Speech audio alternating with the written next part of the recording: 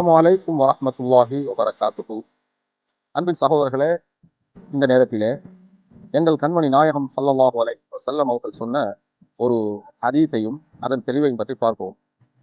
அல்லாஹ்வுடைய தூதர் முஹம்மத் ஸல்லல்லாஹு அலைஹி வஸல்லம் அவர்கள் சொன்னார்கள், மா பஅஸல்லாஹு நபிய்யன் இல்லா ஹஸனல் வஜ்ஹி ஹஸனஸ் ஸௌத் வ இன்ன நபிய்யக்கும் அஹ்ஸனுஹும் வஜ்ஹன் வ அஹ்ஸனுஹும் ஸௌதா.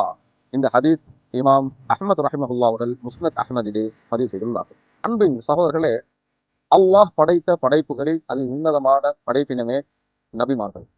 மனிதர்களிலும் மிக புனிதர்களாக சிறந்தவர்களாக அல்லாஹ்வினால் படைக்கப்பட்ட படைப்பினரே இந்த நபிமார்கள்.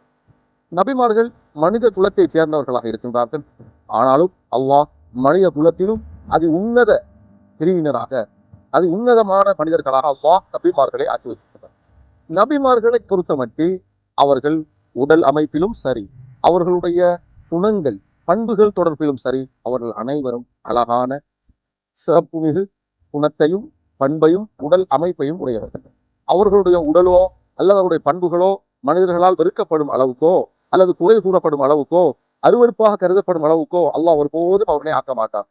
இதை பற்றி நாயகம் ஸல்லல்லாஹு அலைஹி வஸல்லம் அவர்கள் சொன்ன முன்னால் உள்ள ஹதீஸும் அறிவிக்கின்றது, அல்லாஹ் எல்லா நபிமார்களையும் அழகிய முகம் கொண்டவர்களாகவும் அழகிய குரல் உடையவர்களாகவும் தான் அல்லாஹ் படைத்திருக்கின்றான். அது போலவே உங்களுடைய நபியாகிய அதாவது முஹம்மது ஸல்லல்லாஹு அலைஹி வஸல்லம் அவர்களும் அழகிய முகத்தோற்றம் உடையவர்களாகவும் அழகிய குரல் வளம் மிக்கவர்களாகவும் இருந்தார்கள் என்பதை மேற்குறித்த ஹதீஸ் சுட்டிக்காட்டுகிறது. எனவே அல்லாஹ்வுடைய தூதர்கள் அனைவரும் அழகான தோற்ற அமைப்பை உருவ அமைப்பை உடையவர்களும் அழகிய முகத்தை கொண்டவர்களுமாக இருந்திருக்கிறார்கள். அழகிய குரல் வளத்தை கொண்டவர்களாகவும் இருந்திருக்கிறார்கள். இதுதான் நமது மார்க்கத்திலே நபிமார்கள் தொடர்பாக நமக்கு சொல்லித் தரப்பட்ட உண்மை.